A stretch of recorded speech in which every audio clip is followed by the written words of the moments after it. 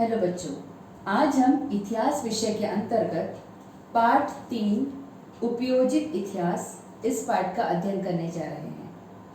उपयोजित इतिहास अर्थात क्या? सबसे पहले हम इसे समझ लेंगे। इसका अर्थ है सामान्य जनों का इतिहास।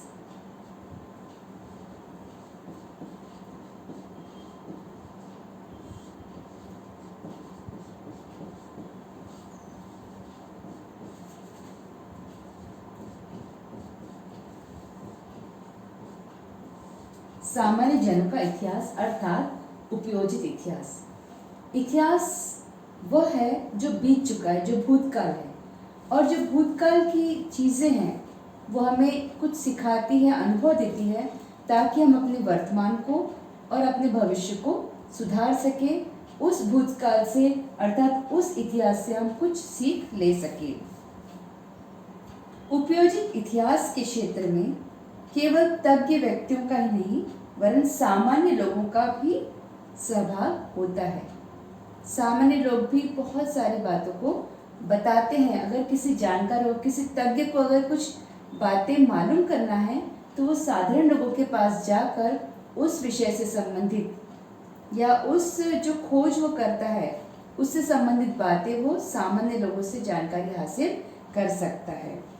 संग्रहालय प्राचीन स्थानों की सैर पर आने वाले पर्यटकों के रूप में लोगों का सहभाग महत्वपूर्ण होता है। पर्यटन के कारण लोगों में इतिहास की रुचि बढ़ने लगती है। आज हम देखते हैं कि बहुत सारे जो किले हैं, जो वास्तु है, वो आज संजो के रखे हैं ताकि जो पहले बीत चुका जो इतिहास है आज की पीढ़ी भी वह देखकर उस इतिहास को जान सकती है।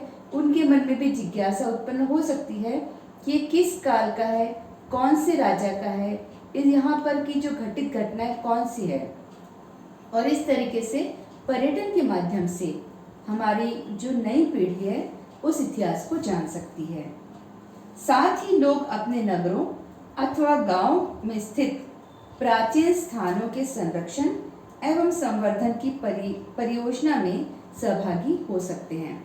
जो हमारे प्राचीन वास्तु है, जो हमारे प्राचीन किले हैं, जो हमारी प्राचीन इमारतें हैं, उसका संरक्षण करना, उसका संवर्धन करना हमारी जिम्मेदारी है, क्योंकि कई वर्षों से जो चले आ रहा है उसको अब हमें आगे संजोए रखना है।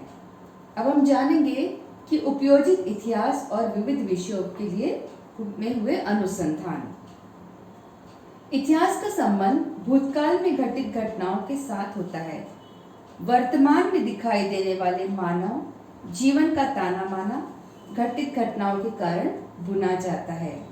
ये घटनाएं राजनीति, सामाजिक, धार्मिक संगठन, दर्शन, तकनीकी विज्ञान और विज्ञान जैसे विभिन्न क्षेत्रों में घटित हुई होती है। अनेक विषयों के अनुसंधान में इतिहास की अनुसंधान पद्धति उपयुक्त सिद्ध होती है।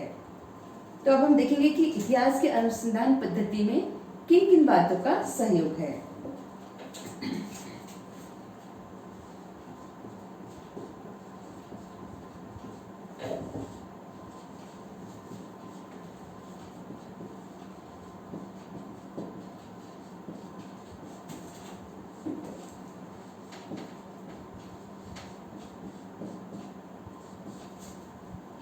उसमें पहला है दर्शन। विविध विचारधाराओं का उद्गम, उसका कारण बनी वैचारिक परंपरा और उस विचारधारा की प्रगति यात्रा के इतिहास को समझना, इसके लिए इतिहास का अध्ययन करना आवश्यक होता है। दर्शन को समझते हुए दर्शन जिस भाषा में व्यक्त होता है उस भाषा के इतिहास का भी उपयोग होता है। दूसरा है विज्ञान।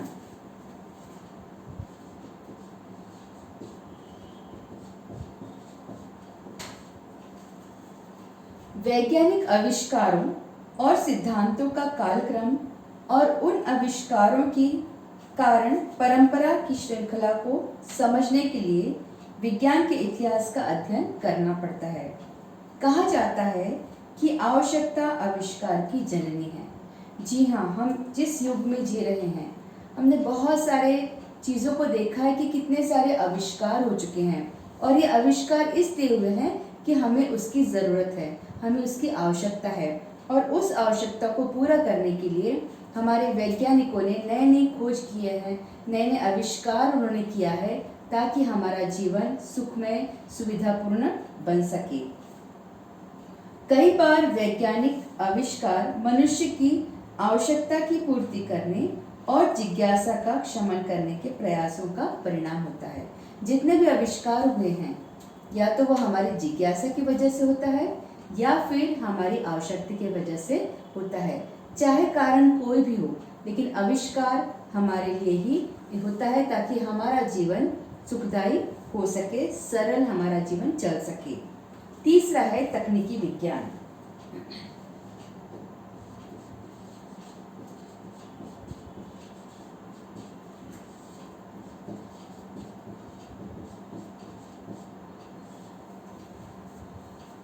आज साइंस एंड टेक्नोलॉजी, तकनीकी विज्ञान रफ्तार से आगे बढ़ते जा रही है। कृषि उत्पादन, वस्तुओं का उत्पादन, स्थापत्य, अभियांत्रिकी आदि में होते गए परिवर्तन और उनके पीछे जो कारण परंपरा की श्रृंखला होती है, उसे समझने के लिए तकनीकी विज्ञान के इतिहास का अध्ययन करना आवश्यक होता है। वैज्ञानिक आविष्कार और तकनीकी विज्ञान में होने वाली प्रगति एक दूसरे पर निर्भर है। यहाँ लिखा है कि वैज्ञानिक आविष्कार और तकनीकी दोनों भी एक दूसरे पर निर्भर हैं। मानव की उत्क्रांति यात्रा में पत्थर के शस्त्र औजार निर्माण करने से लेकर कृषि उत्पादन का विकास होने तक, उसके द्वारा ग्रहण किया हुआ विज्ञान और उस पर आधारित तकनीकी विज्ञान बहुत महत्वपूर्ण है। हम देखते हैं कि जो हमारा पहले का इतिहास, अगर हम पूर्व इतिहास की तरफ जाते हैं तो वहाँ पर हम शस्त्र औजार देखते हैं कि किस तरीके से जो हमारे मानव हैं वो औजार जो है, शस्त्र है, जो पत्थरों से, जो पाषाण है, वहाँ से जब उन्होंने शुरू किया तो इस प्रगति तक आज हम पहुँच गए हैं। तो इंसान जो है किसी भी तरीके से किसी भी युग में वो नहीं रुका है, लेकिन निरंतर नई नई खोज करते हुए निरंतर अपने जीवन को वो और आरामदायक बनाते जा रहा है, क्योंकि हमारी ज़रूरत ही इस तरह की हो गई है। अब हमारा चौथा मुद्दा है उद्योग धंधे और व्यापार।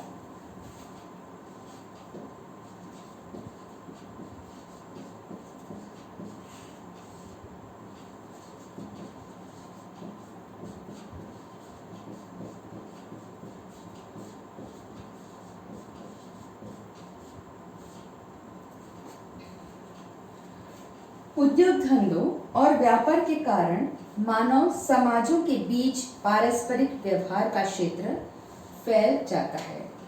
फलस्वरूप सांस्कृतिक संबंधों का जाल भी निरंतर विकसित होता है। हम देखते हैं कि जहाँ पे उद्योग बढ़े और व्यापार हुआ, तो अगर हमने किसी चीज़ को बनाया, किसी प्रोडक्ट को अगर हम बना रहे हैं, तो उसके बेचने के लिए हमको किसी व्यक्ति की बाजार की ज़रूरत होती है जहाँ पर हम अपना माल सप्लाई कर सकें। तो इस तरीके से हम देखते हैं कि अगर हमारे पास उद्योग धंधे हैं तो हम क्या करते हैं, आपस में मेल जोल रखते हैं ताकि हमारा सामान उनके पास पहुँचे और उनका सामान, बनाया हुआ सामान हमारे पास पहुँचे। और जब आयात निर्यात होगा, इंपोर्ट एक्सपोर्ट होगा, तभी हम देख सकते हैं कि उस उद्योग धंधे में, उस व्यापार में प्रगति होती जाती है। तो इसके लिए हमको मिलकर रहना है, पारस्परिक व्यवहार हमारा अच्छा बनना ही चाहिए। हमारा पांचवा मुद्दा है प्रबंधन विज्ञान।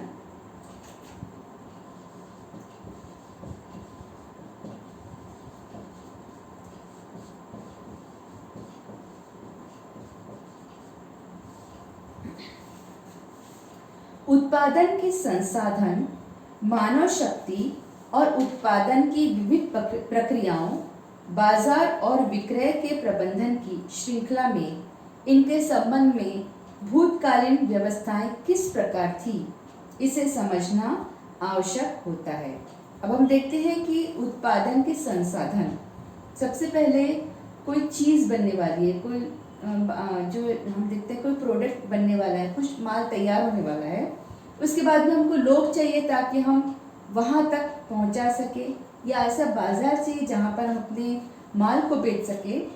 वहाँ पर जो प्रक्रिया है, जब हम वहाँ बाजार में उन सामानों को, बने हुए सामान को बेचते हैं, तब हम ये देखते हैं कि हमें लाभ भी होना चाहिए। लाभ अगर होता है तो हम उस सामान को देने के लिए राजी हो जाते हैं, और इस तरीके से हम अपने व्यवसाय को और अधिक आगे बढ़ाते हैं। तो ये प्रबंधन विज्ञान है कि एक श्रृंखला से दूसरी श्रृंखला तक इस तरीके से वो आगे आगे बढ़ता जाता है, और अपना जो भूतकाल में व्यवसाय है वो आगे आगे बढ़ता जाता है। और श्रृंखला जो है, उसकी जो कड़ी है वो और आगे बढ़ती हुई सिर्फ वहीं तक सीमित नहीं रहती है, लेकिन अगर हमारा सामान अच्छा है तो वो और आगे तक जाता है, यहाँ तक कि विदेशों में भी वो जा सकता है, क्योंकि उसकी क्वालिटी, उसकी गुणवत्ता उस तरह की होती है।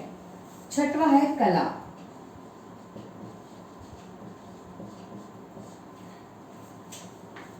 विविध कला क्षेत्रों में हुई अभिव्यक्ति और उसके कारण वैचारिक, भावनात्मक, सांस्कृतिक परंपराओं के आधार पर हुए कलाओं के विकास को समझना आवश्यक है। वैचारिक कला है, भावात्मक कला है और सांस्कृतिक कला, इनमें विकास होता जाता है और इसे समझना आवश्यक है। किसी भी कला की अभिव्यक्ति के मर्म को कलाकृति बनाने वाले की मानसिकता और विशिष्ट कला शैली के विकास क्रम को सांस्कृतिक इतिहास के अध्ययन द्वारा समझा जा सकता है। जो कला है वो प्रदर्शित करती है हमारी मानसिकता, हमारे विचार, हमारी अभिव्यक्ति कला के माध्यम से साकार हो सकती है।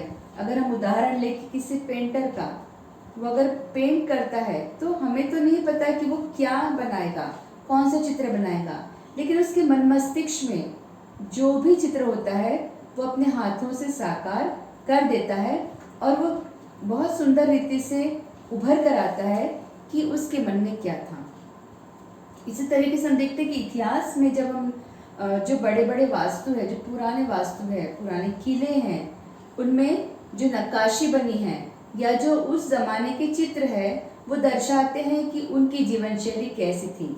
वो आज नहीं है, लेकिन उनकी कलाओं के आधार पर हम उनके रहन सहन की, यहाँ तक कि उनके गहने हो गए, उनके सामान हैं, और उनका जो उनके कमरे की व्यवस्था है, उन सारी चीज़ों से हमको पता चलता है कि उस समय के लोगों का रहन सहन किस प्रकार था, किस तरीके के वो बर्तन इस्तेमाल करते थे, कौन से धातु का इस्तेमाल करते थे, कैसे जेवर पहनते थे। इस तरीके से उनकी कलाकृति से और जो पुरानी जो चीज़ें मिली हैं उनसे हमको पता चल जाता है। 7वां पॉइंट है मानवीय ज्ञान शाखा।